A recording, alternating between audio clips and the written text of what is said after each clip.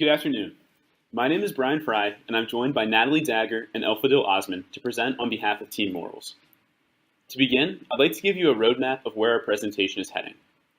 First, we will discuss the motivation behind our research. Then, we will discuss values and a small set of contemporary issues. After that, we will introduce the research questions that guided our study, and we will elaborate on our survey, which is the instrument that we chose to answer those research questions. We will then walk you through the results that we uncovered and end with a speculative discussion as to the implications of our findings.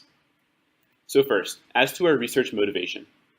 We began our research by noting that there is a widely held belief that Americans share values. This belief is promulgated by Republican and Democratic politicians alike. For example, in 1983, President Ronald Reagan said that the very key to our success has been our ability to preserve our lasting values. More recently, in 2012, President Barack Obama said that what's at stake aren't democratic values or Republican values, but American values. And finally, in 2015, Jeb Bush said that the power of America is a set of shared values, with a very diverse population embracing it. However, despite this familiar rhetoric, polarization has increased dramatically in the United States.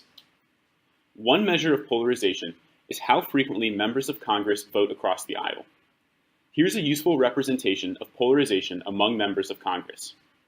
Where the lines spark high, it is an indication that members of Congress are more willing to vote across the aisle, and thus that there is less polarization.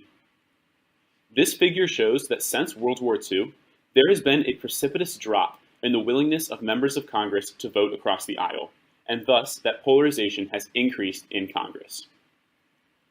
But polarization is evident not only among members of Congress, but also within the electorate. In this animation from Pew Research Center, the thing to focus on is the size of the purple area. The purple area represents the ideological overlap between Republicans and Democrats. More purple area indicates more overlap and therefore less polarization. In 2014, the size of the purple area reached a low point, indicating that polarization had increased within the electorate, and that the electorate, like members of Congress, is clustering at the ideological poles. Our research aimed to address the apparent tension between individuals holding shared values yet being highly polarized. We hypothesized that polarization could be explained by individuals ranking and defining shared values differently. Thus, we examined values. For the purposes of our research, we adopted philosopher Isaiah Berlin's definition of values as, quote, not means to ends, but ultimate ends, ends in themselves. So what are values? Values are ideals that guide individuals' choices and attitudes in their daily lives. And values matter because they are critical to making moral judgments and because they provide a grounding for political ideologies in the ideal case. So in our search for a set of shared American values, we identified two criteria that would be characteristic of these shared values. First, we said that the values must be fundamental to American politics. And second, we said that the values must be enduring. To see if the values were fundamental to American politics, we looked to America's founding documents, the Declaration of Independence and the Constitution, for mentions of values. To see if the values were enduring, we looked to major political speeches and landmark Supreme Court cases for instances where values continued to be invoked.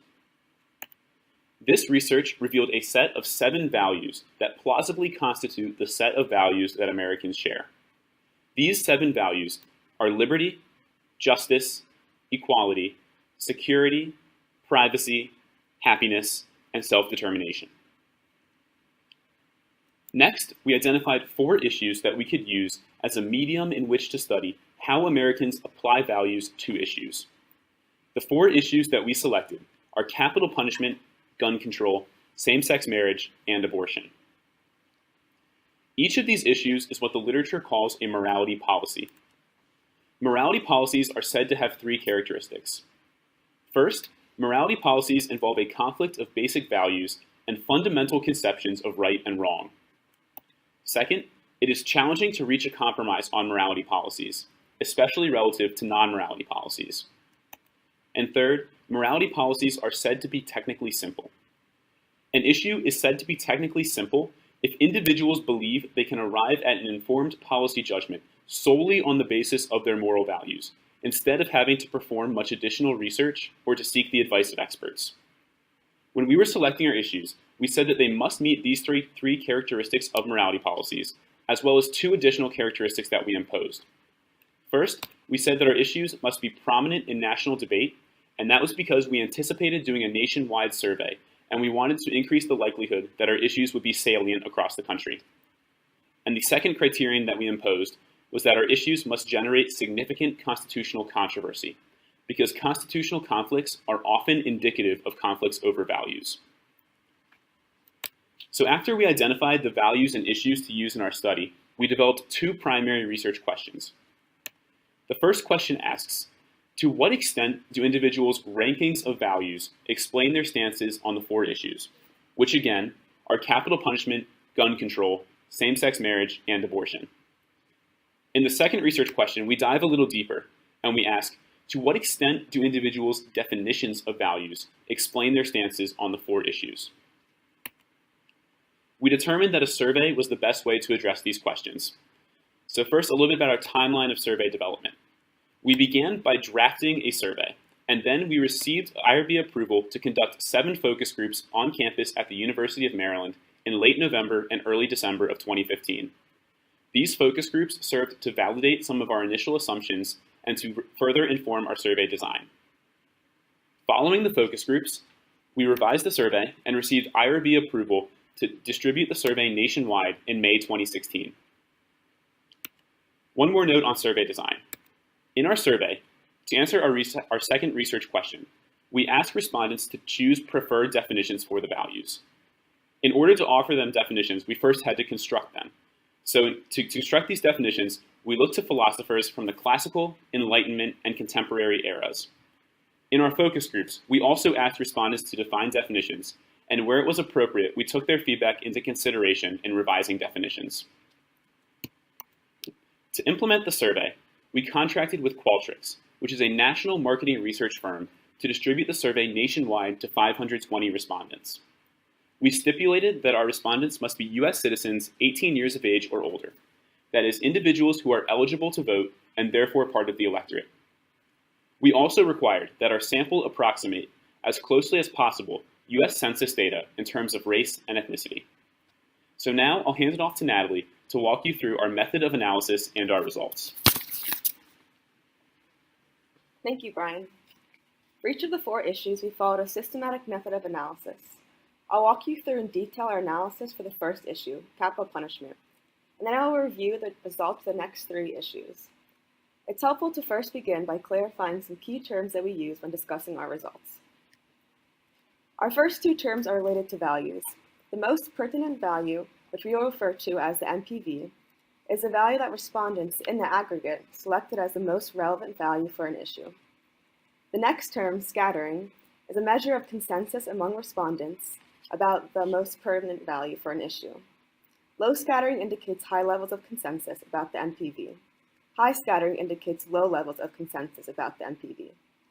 Now let's take a look at capital punishment.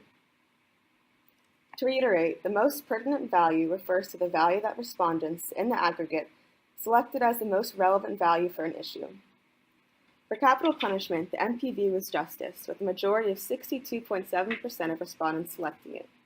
Because there was high consensus for the MPV, justice, we say that the issue of capital punishment exhibited low scattering.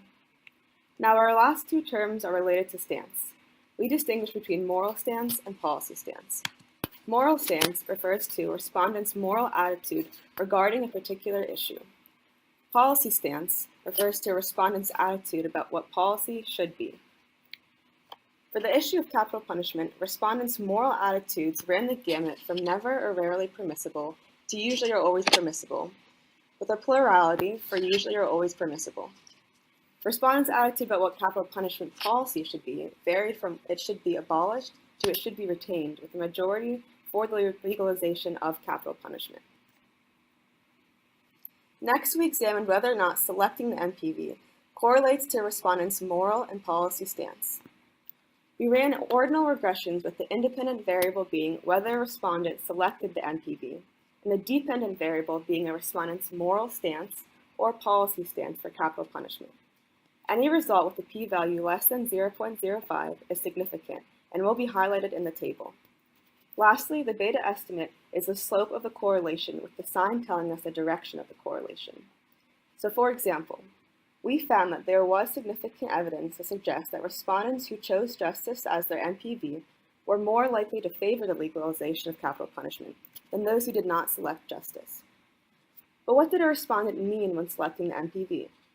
To dive deeper into this, we then examined whether or not the way a respondent defines a value correlates to their moral and policy stance. For this test, we considered a subpopulation of our respondents by looking at only respondents who selected the MPV. For capital punishment, the subpopulation was respondents who chose justice as the MPV. As Brian mentioned, we offered two definitions to respondents. Of these two, a majority of respondents chose definition 1.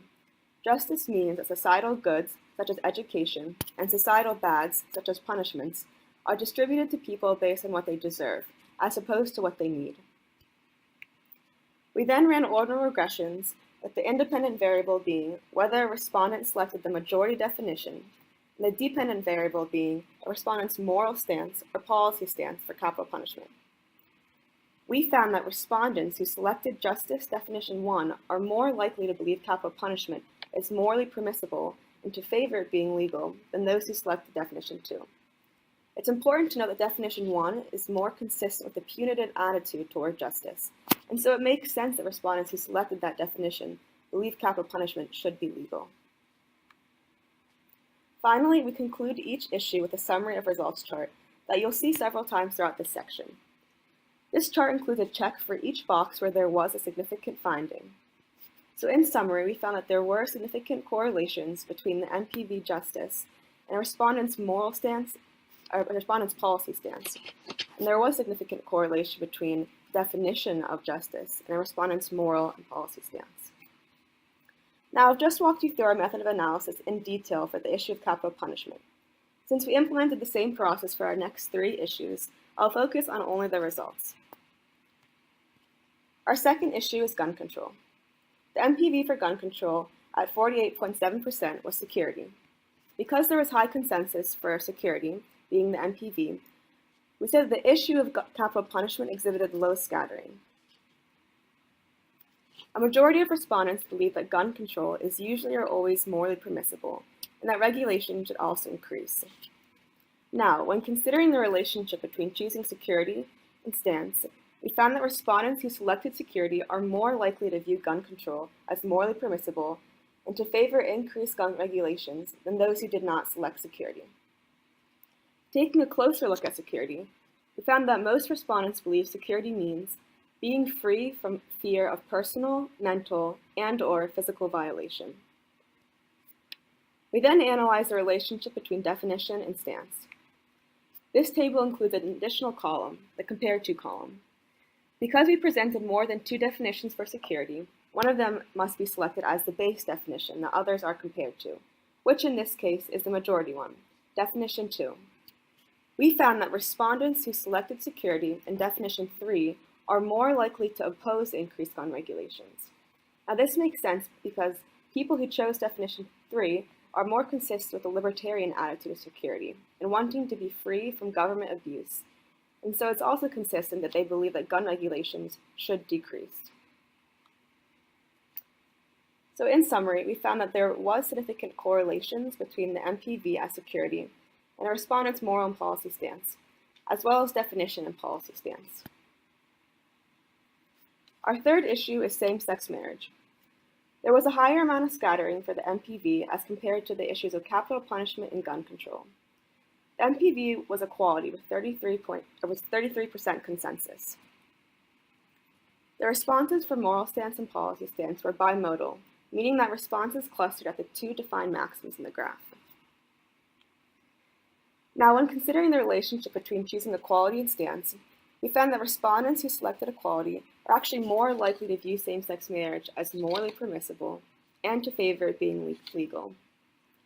Taking a closer look at equality, we found that respondents believed that equality means that everyone is able to get to the same place even if they don't start from the same point.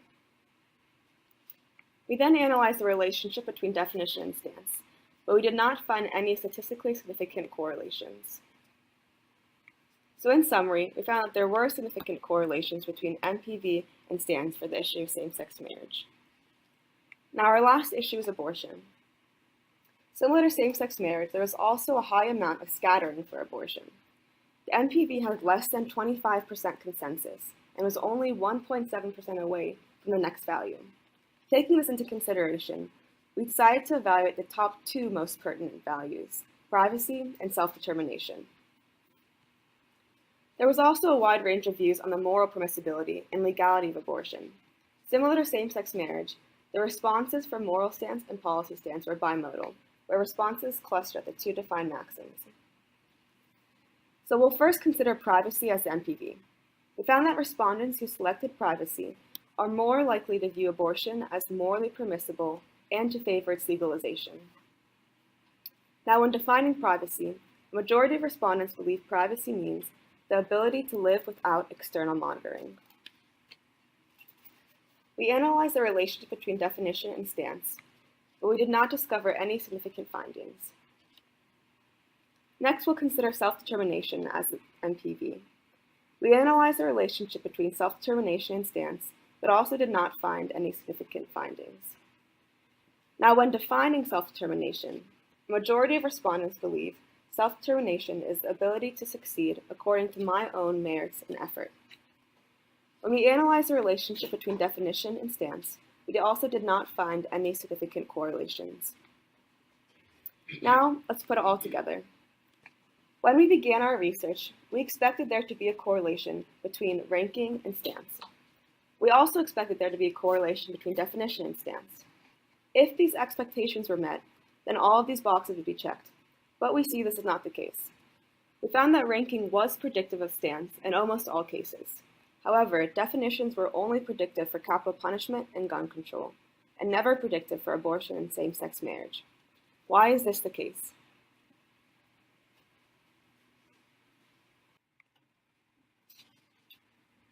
We've discovered that the power of research is that it does not end the conversation, it begins it.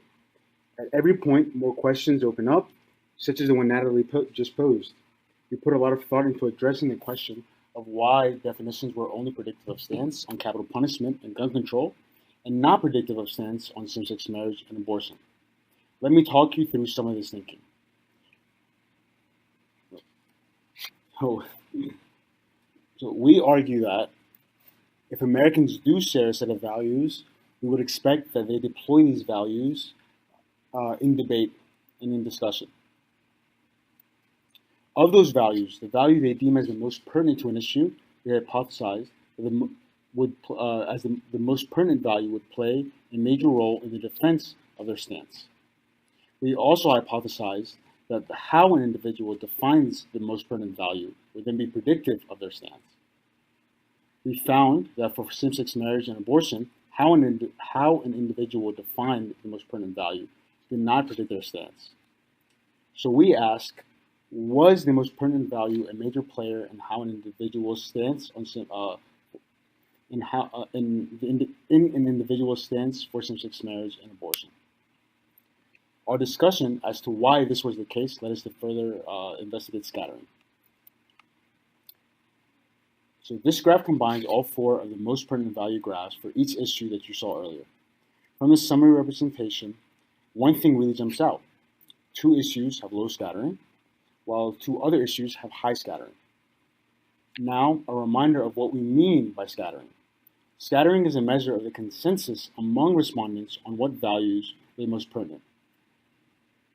High scattering refers to low consensus on which value is the most pertinent, while low scattering refers to high consensus on which value is the most pertinent.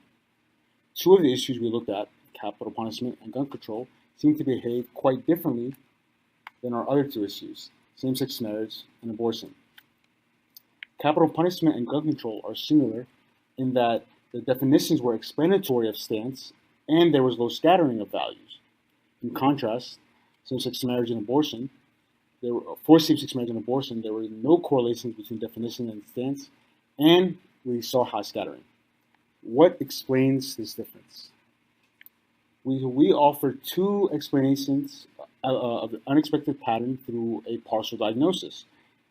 However, we do not suggest that these 2 points are mutually exclusive. A difference between capital punishment and gun control, on the one hand, and same-sex marriage and abortion on the other, is that the Constitution contains explicit language about gun control and capital punishment, the Second Amendment and the Eighth Amendment, respectively, but contains no explicit language with respect to same-sex marriage and abortion.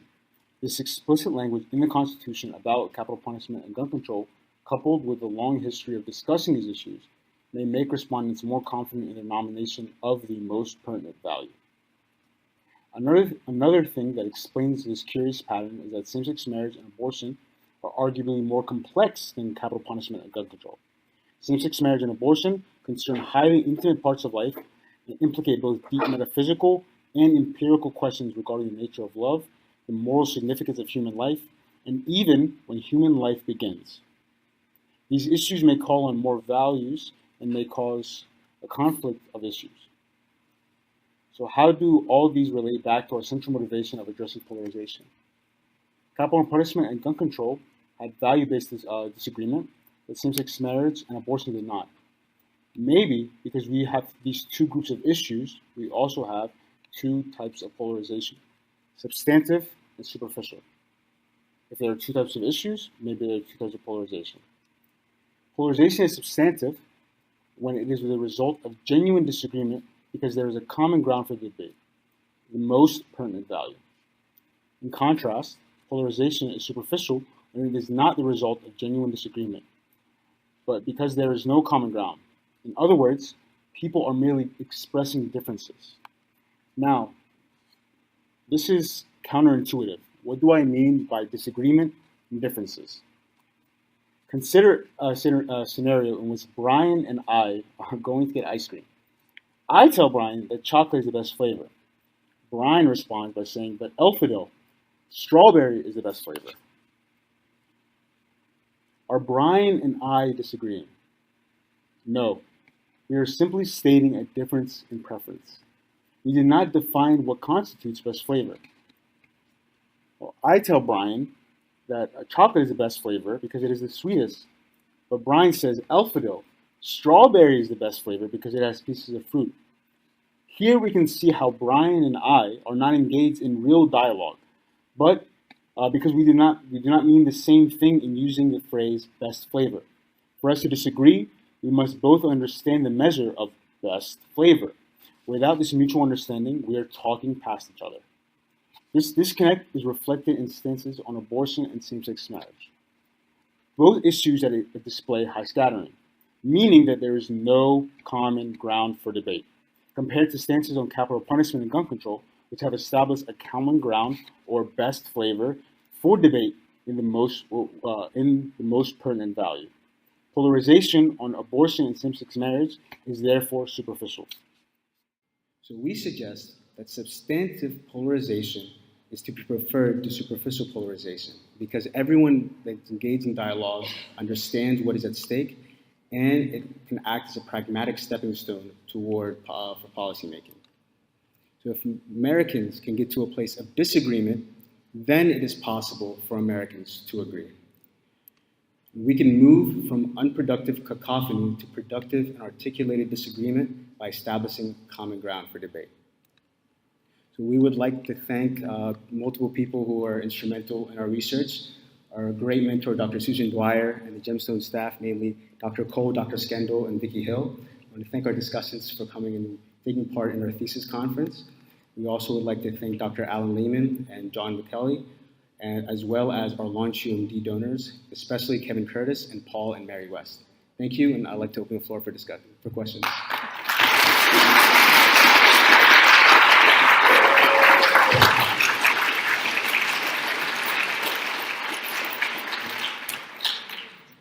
Great job.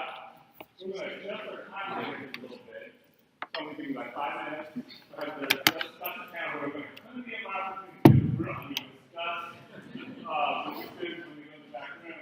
We'll give about 5 minutes to have some general questions, and then we'll go to the audience for about 5 minutes to ask questions, and then Do you have a question that you'd like to ask?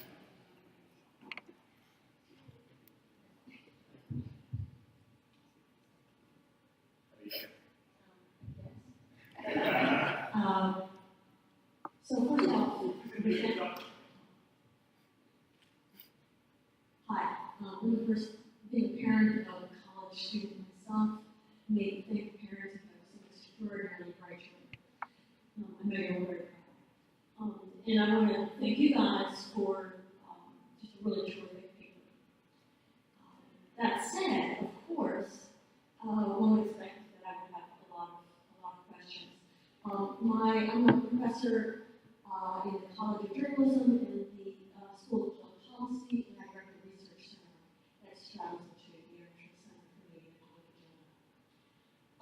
So my question for you all is, at least that I want to put forward an opening question is, you talk about the methodology of how you picked the values, looking at core documents within the American political system, for example, and so on. But even within those documents, one could identify additional values. Why did you select the ones you did? Because so much depends on, so much of your respondents' choices depends on locating their responses vis-a-vis a certain value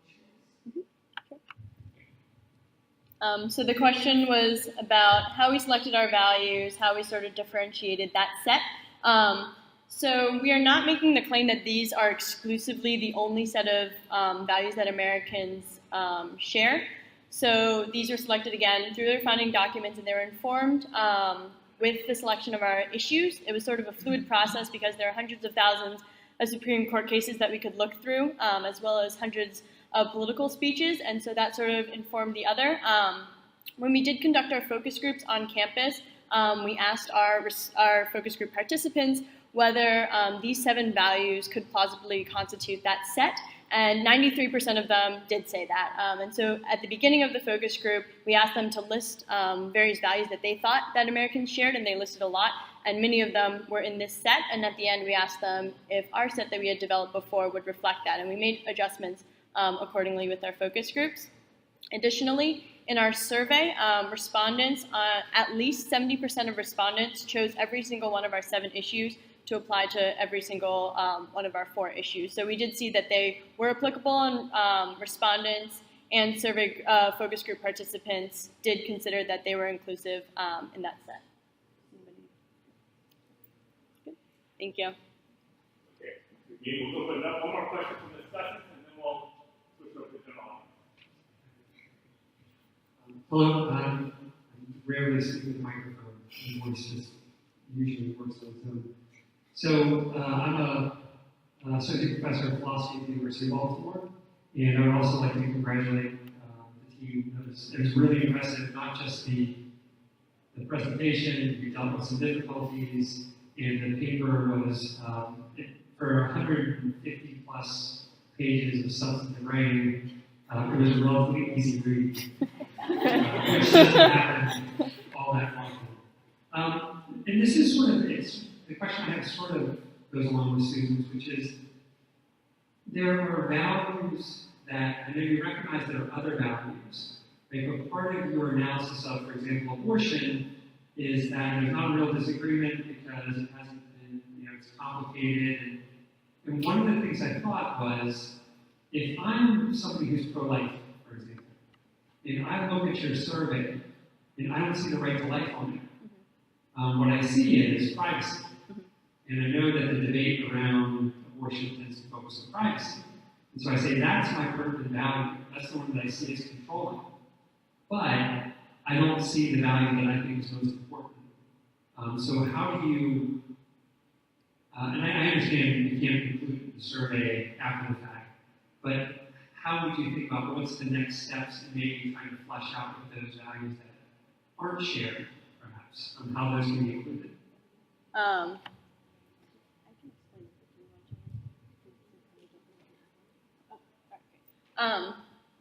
So that is something that we thought about a lot, especially in regards to our two issues where we do see that superficial polarization. And so one thing that we talked about a lot as a team, especially this past week, several nights of lots of long discussions. And so what we came to is that the reason we looked at these founding documents, these political speeches, and these Supreme Court cases are because those are sort of the foundation of what Americans share. You know, we are a very diverse population in this country. We don't share a national religion. We don't have a homogenous racial or ethnic identity. And so these are sort of things that people may use to create political or moral cleavages in our society. And so we wanted to find something that as Americans, regardless of your religion, race, ethnicity, any other demographic feature, what we share at the very bottom. What is our common denominator? And so because we want to find that common ground, you have to find something that all Americans share. Because yes, there are a lot of values from your life experiences and everything that you've grown up with, but we need to find something where everyone is able to speak from and understand and move forward from there. So with abortion and the right to life and that argument, I think that there is plenty of room for people on all ends of that discussion to find common ground in our American values, discuss and have very substantial debate and arguments on that, and be able to use that to move forward in our discussion on that. Because I think a lot of the things that we've seen in our examination of the media and how these arguments are portrayed is that people aren't really talking about the same thing at all. People are just talking about different aspects of all of these issues, and we really need to make sure that people are focused and understanding exactly what they're talking about, and again, being clear of what's at stake. Okay, we're going to leave it right there, Laura. Thank you very much. We're going to open it for one quick question from the audience in general. Steve, go right ahead, sir. Sure. Hi guys. You talked a lot at the end about how for certain issues people talk past each other, and there's not an actual disagreement that can then potentially lead to agreement. So what would be like practical steps you would recommend to somebody who's having an issue where there's just a total disconnect, you're talking past each other? How would you, in real life, be like, wait, we're not talking about the same thing? How would you bring it into a real discussion?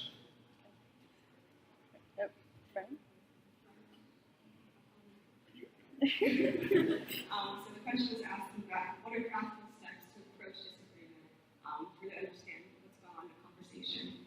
And so I think the first step is like authentic listening, really trying to understand from the other person's perspective, what do they view is at stake? And that's kind of how we relate values into that. When people are feeling threatened by maybe a certain issue or are really concerned about it, there's something there that's very much at stake for them, and it's very important to their decision. So if you can establish some common ground to understand, like if this issue goes one way, what is at stake for that person? And if it goes the other way, this kind of back and forth dialogue is really getting to the core of the issue. Because I think as Laura mentioned, a lot of times we're speaking on like the peripheral of the issue, not what's at the center of it. What is it that is that core disagreement? And so I think even just bringing up the topic of values, what is it about this stance that relates to your values? What is it that you value? And begin that like deeper dialogue could be a good starting point.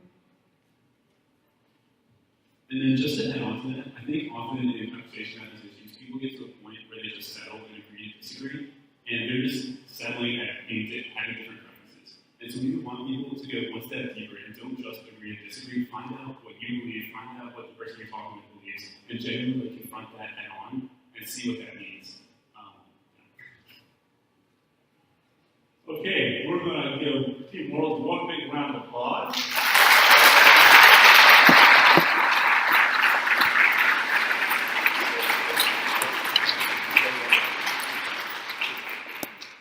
Okay, now I'd like the audience to sit tight. I'm going to have the team and their host and the discussant and their mentor file out into the moderator. So it's probably, yeah.